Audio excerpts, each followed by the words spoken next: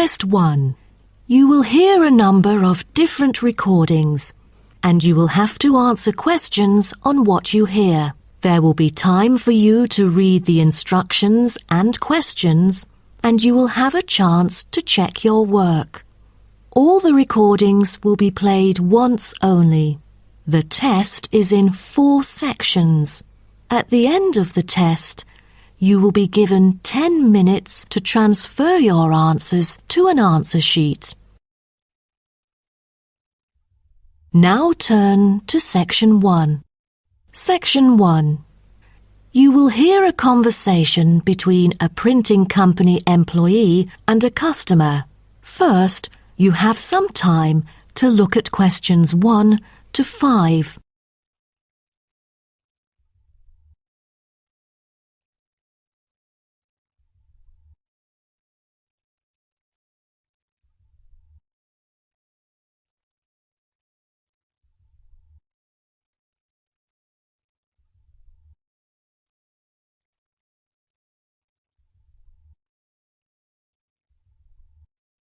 You will see that there is an example which has been done for you. On this occasion only, the conversation relating to this will be played first. Good afternoon. Welcome to Matrix Printing. I'm John Smith. How can I help you? Good afternoon. I'm here to reprint a brochure for our hotel. There are some pages that need revising. The customer says the brochure sample needs revising. So, brochure has been written in the space. Now we shall begin. You should answer the questions as you listen, because you will not hear the recording a second time. Listen carefully and answer questions 1 to 5. Good afternoon. Welcome to Matrix Printing. I'm John Smith. How can I help you? Good afternoon. I'm here to reprint a brochure for our hotel. There are some pages that need revising. Sure. How may I address you? Oh, I'm Mary Jane from Central Hotel Chains. Nice to meet you. I've got samples of the previous version. I assume it is your company's advertising brochure. Yes. What exactly is the problem? Well, it was printed the year before, so some of the information is already out of date. There are also a couple of problems with the layout. Firstly, the letters of the address on the front page are far too small. It's hard to see when glancing at the cover. How big do you need it to be? Increase the letters by 3 font sizes. Just a minute. Let me take notes of your requirements. Okay, what else needs changing? The information regarding the pool should be deleted because it is currently under renovation and is not available. So, all of the relevant descriptions on page 2 should be removed? What do we replace it with? We can't just leave the whole page blank. Just fill it in with the introduction of our newly opened gym. I've included all the relevant information here in this flash drive. Let me check. I see. No problem then. What is also bothering us is that the description under the top photos on page 4 is incorrect. The word lounge needs to be replaced with reception. Fully noted. Is that all? No, there is more. Turn to page 5.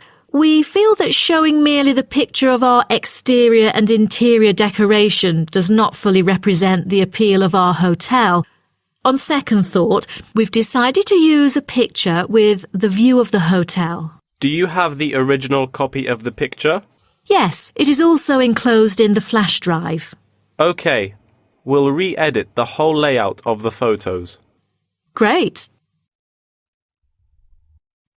Before you hear the rest of the conversation, you have some time to look at questions 6 to 10.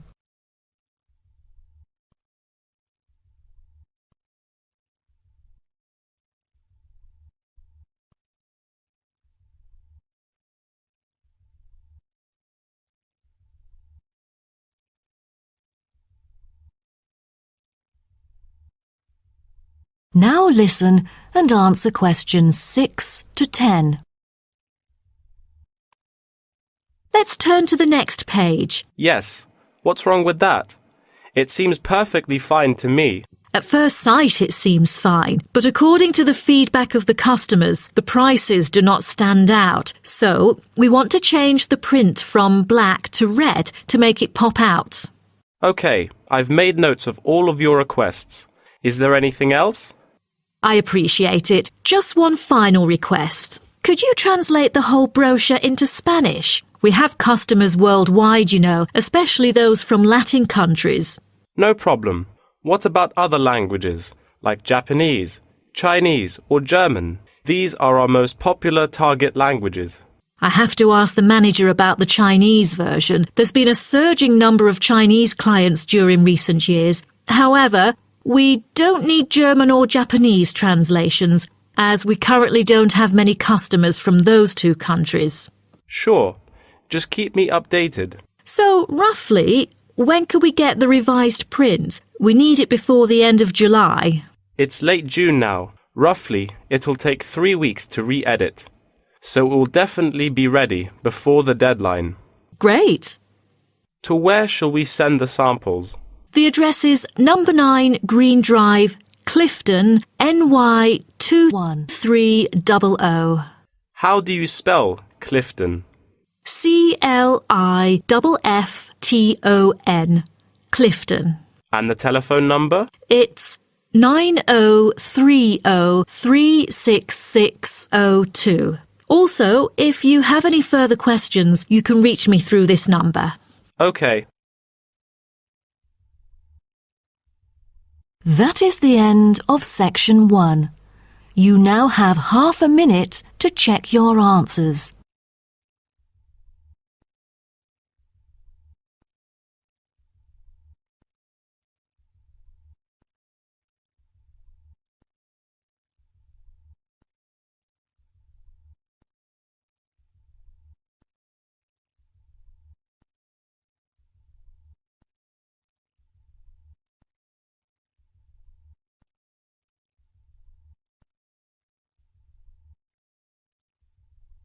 Now turn to section 2. Section 2.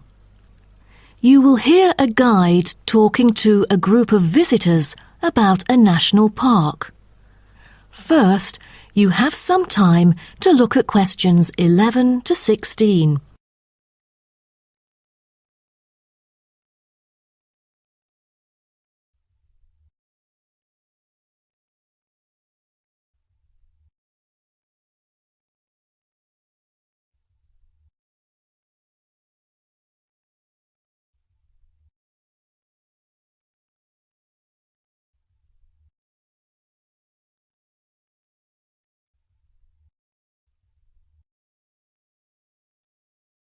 Now listen carefully and answer questions 11 to 16.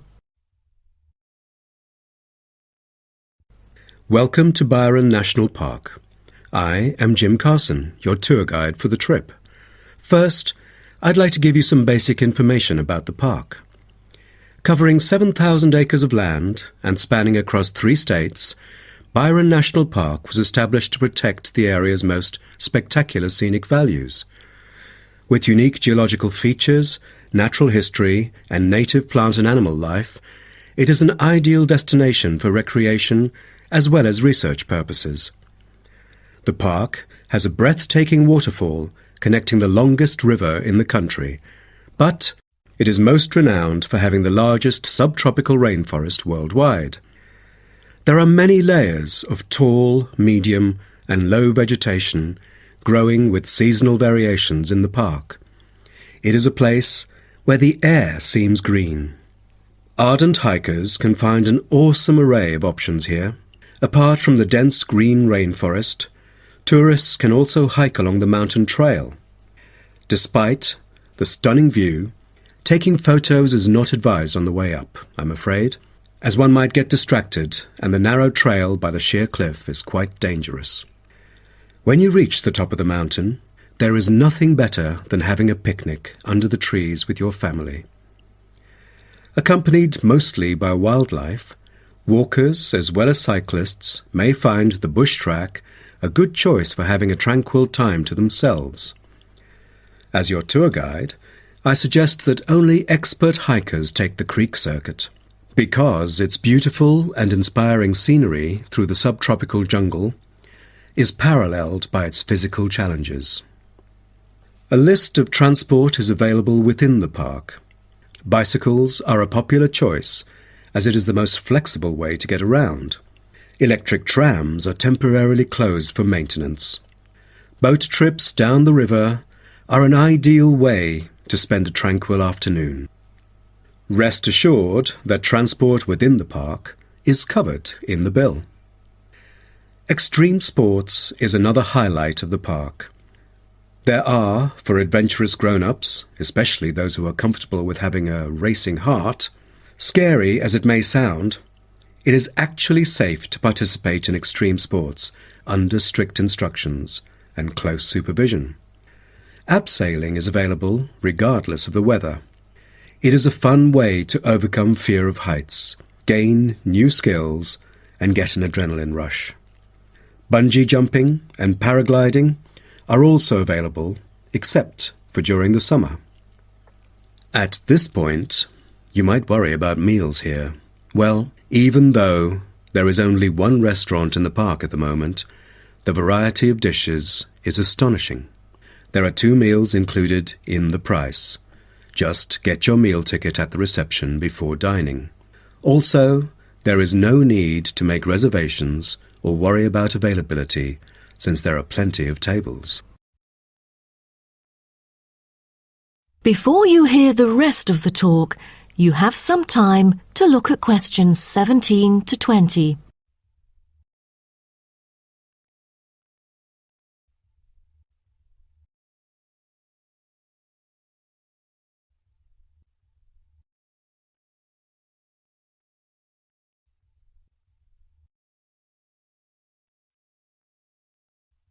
Now listen and answer questions 17 to 20. During your stay here, you might want to know what there is to do. Let's turn to the plan so I can familiarize you with the layout of the park. Most tourists would choose to stay in our guest house, located in the southeast corner. It features 63 tastefully appointed guest rooms, many of which offer spectacular views of the park. You'll find a home away from home at our guest house. But for those who want to experience the natural beauty up close, there is also a campsite. When you get out of the guest house, go straight ahead, turn right at the end of the road. To your left, there is a campsite amongst the trees where you could spend a night under the stars together with owls and chipmunks. If you look at the top left of the plan, you will notice a picnic area. You can either bring your own food, or we can deliver food to you. Barbecue is an option. The business centre is situated directly opposite the picnic area. It provides flexible, fully serviced offices, conferencing suites, meeting rooms, and is equipped with the latest multimedia facilities. Wired, as well as wireless, high-speed internet is available within the entire premises. The centre is designed to cater to both individual travellers and corporate groups. Visitors can also go to the museum, which holds a vast collection that exhibits local history and a natural habitat. You start from the guest house, just turn left at the first conjunction, then walk past the tea house. Turn right. You'll see the museum after making the third right. Have you found it? Pretty easy, right? To spend a delightful afternoon with a book and a fresh cup of coffee, you can go to the only cafe in the park. From the guest house, you go straight, then take the second right, and you'll see the cafe right in front of you. You might want to check out our all-season tennis court, which offers instruction for all ages and skill levels. It is located right opposite the cafe. That is the end of section 2. You now have half a minute to check your answers.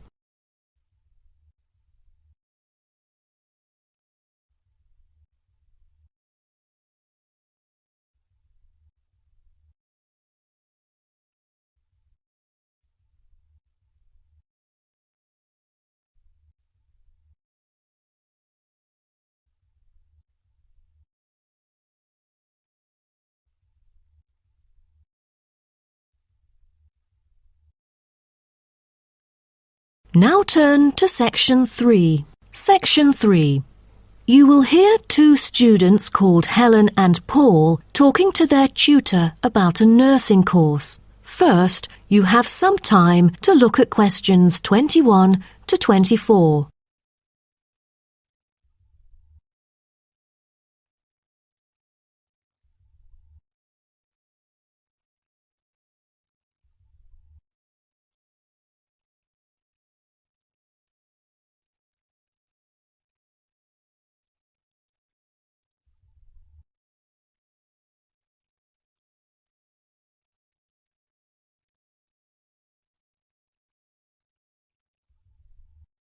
Now, listen carefully and answer questions 21 to 24.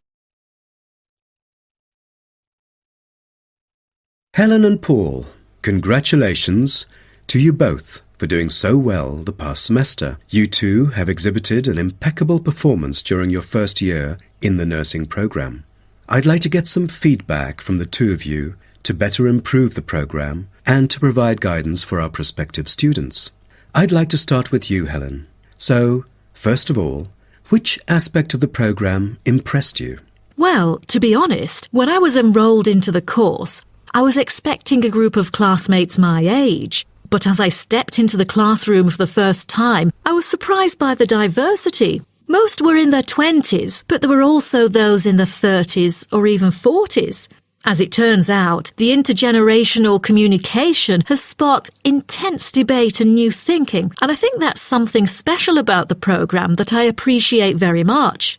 What about you, Paul? What do you think of the programme? For me, the group project we carried out last semester is another key feature of the program.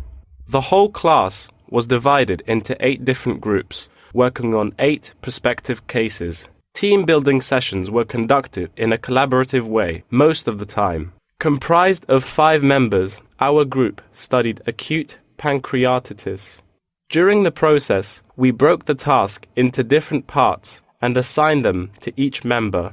We were then able to tackle the complex problem by pooling our knowledge and skills. More importantly, stronger links were established between the group members. Because of the project, we've all become good friends. That's true. According to graduates, group projects prepare them for the work world in which teamwork and collaboration are increasingly the norm. So tell me, Paul, what else do you like about the program? I want to be a registered nurse working in a public hospital after graduation. So the internship provided is a valuable opportunity for clinical practice in a supportive learning atmosphere. However, I was amazed by the amount of written assignments, since I thought the course should have focused more on practice-oriented learning. Well, I have to disagree with you, Paul. The essays demonstrate your understanding of the course. For me, writing essays is a process that involves critical thinking, which challenges me to develop my points more thoroughly. I thus managed to gain a diversity of perspectives. The program is designed to deliver basic and advanced theoretical knowledge of core concepts, including healthcare systems concepts, together with practicum or clinical practice experience to bridge the classroom content to the practice setting. So, I'm afraid written work is unavoidable. Also this year, we've added a module of law. How do you feel about that? At first, we felt that learning law is kind of redundant and too time-consuming. After a few sessions, we realised that it is necessary in dealing with future medical disputes. Before you hear the rest of the talk, you have some time to look at questions 25 to 30.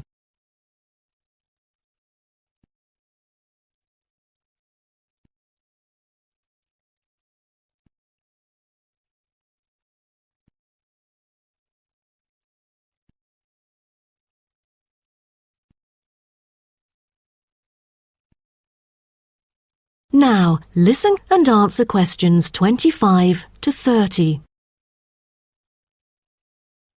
Do you have any suggestions for prospective students? What bothers me most is handing in essays on time. I almost missed the deadline once because there were 3 essays due within the same week, so rationalizing your time is critical. Well, that's true. The lectures deliver so much useful information. I have poor memory, so I kept making notes and revisiting them on a regular basis. To my surprise, at the end of the semester, I have learnt the key concepts by heart. How was the research? I heard that it was quite challenging. How did you manage to overcome the difficulties? That's true. The majority of us had no clue how to carry out the research at first. Fortunately, when I was digging up reference materials at the library, I sought help from the librarian. She taught me about finding the appropriate resources and choosing the proper research methods. Have you checked out the online forum? Yes, it has become a habit for me to visit the forum regularly. In a sense, it extends classroom learning. It is where the students post academic problems that they come across and get support from the faculty members. Some of my classmates didn't do so well during the placement tests. I feel that background reading is necessary. Lastly, do you have anything to say to the freshmen? I was really ambitious at first, trying to get straight A's on my transcript. I made tons of notes and worked hard even on the optional assignments to get extra credit. I stressed myself out before having an emotional breakdown. After consulting my advisor, I found it important to set realistic goals. Don't push yourself too hard. It is wise to sort out your priorities. Thank you for coming here today and providing valuable feedback on the program. Have a great summer break. That is the end of section 3. You now have half a minute to check your answers.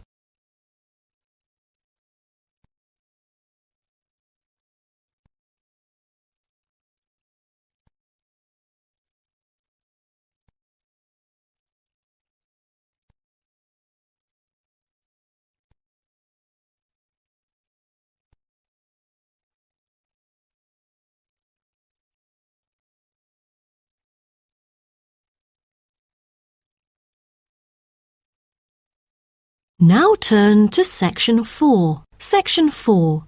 You will hear part of a lecture about African penguins. First, you have some time to look at questions 31 to 40.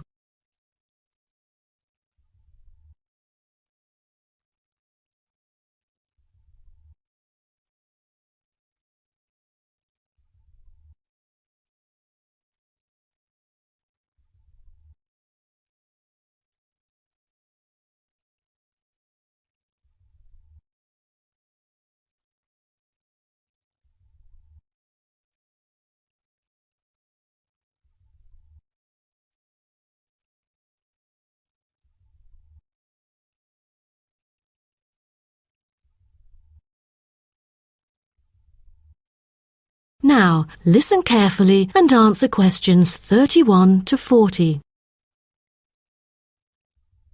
Good morning, everyone. Today's lecture is about a type of adorable animal, the penguin. When you think of penguins, you may picture them surrounded by snow and ice. But not all penguins live where it's cold. African penguins live in the southern tip of Africa. They are usually found within 40 kilometres of the shore and on a number of its surrounding islands. African penguins are also known as jackass penguins because they make donkey-like braying sounds to communicate. African penguins can keep their body temperature at a stable level, but their land habitat can get quite warm, so there are a number of ways for them to stay cool. They limit their daylight movements on breeding sites on land to early mornings and early evenings to avoid too much sun. The pink glands above their eyes can help them cope with the temperate climates. Like other penguins, African penguins spend most of the day feeding in the ocean, which also helps keep them cool.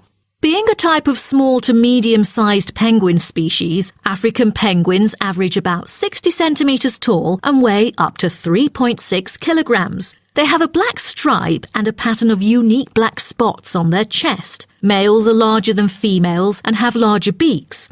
Even though they are categorized as birds, African penguins aren't able to fly because of their heavy bones. Their wings are more like flippers that make them particularly suited for life in the water. When they're on land, their flippers and their tails help them keep their balance and walk upright.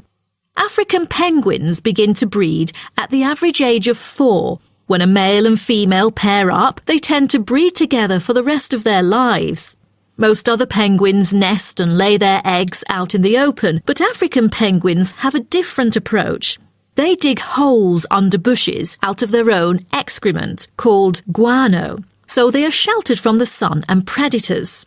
The African penguins survive on a diet that is comprised mainly of marine organisms. They feed primarily on fish like sardines, along with the occasional squid and shellfish. But when normal food is in short supply, they eat tree roots as well. The streamlined body of the African penguin allows it to move through the water like a rocket, capable of reaching a speed of around 20 kilometers per hour when hunting for food.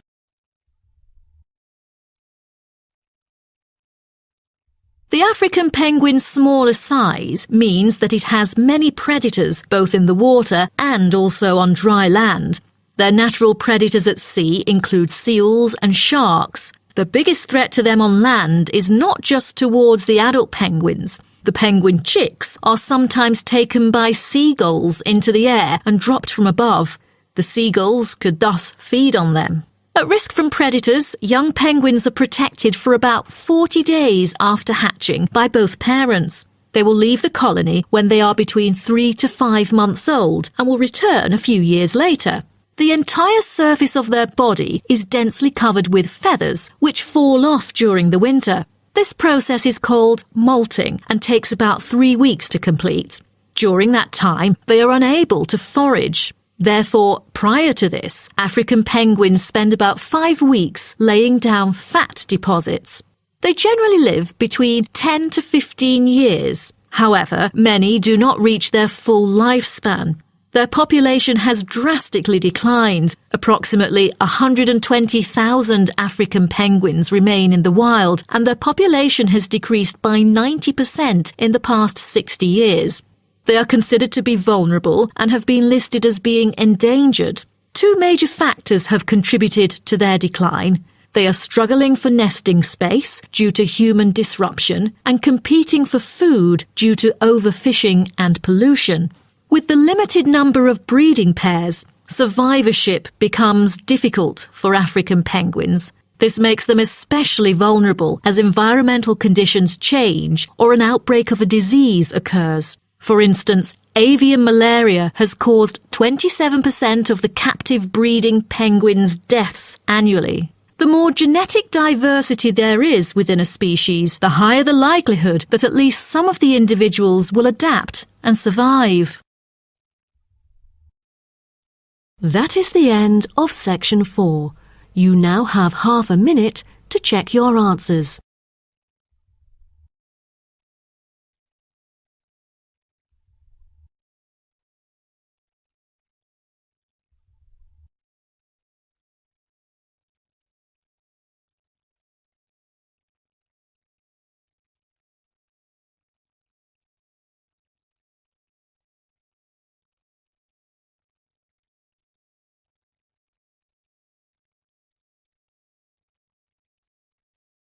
That is the end of the listening test.